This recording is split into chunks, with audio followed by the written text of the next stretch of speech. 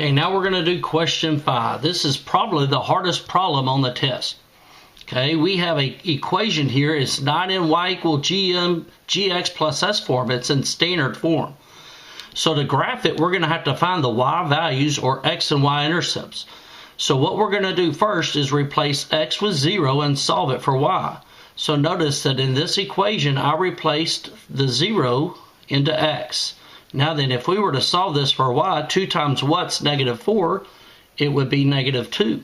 So our y-intercept would be 0, negative 2. Let's go down here and graph it. 0, negative 2 would be right here.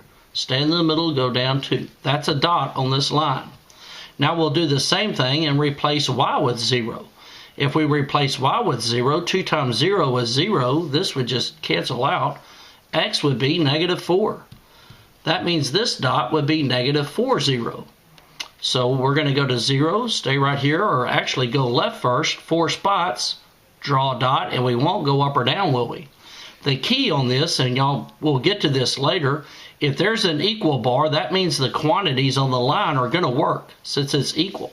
So we're going to graph a solid line. Make sure if there's an equal bar in your inequality, you draw a solid line.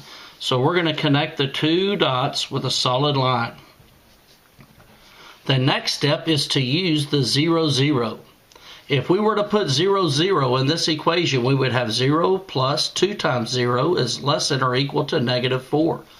This would mean 0 is less than or equal to negative 4. Is that true?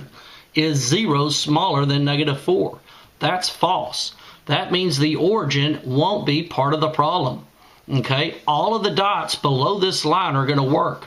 So we're going to shade down. Every dot below this line is going to work in this inequality. Now then, let's go to this problem. 3x plus y is greater than negative 3. Notice we don't have an equal bar anymore. So still, we're going to find the intercepts first. So we're going to replace zeros into the x and the y. So right here, we're going to replace that x with a 0. 3 times 0 is 0. So y would be just negative 3. That means this coordinate would be 0, negative 3. Let's go down here and graph it. So we're going to go down to the origin, go to 0, negative 3, which should be right here, draw a dot. Now let's find the x-intercept. We're going to replace the y with 0. Okay, so we put 0 right here. 3 times what is negative 3? You would get a negative 1. So this means our coordinate is negative 1, comma 0. So we're going to go left 1 and draw that. Notice that we don't have an equal bar, so we won't draw a solid line. We're going to draw a dashed line.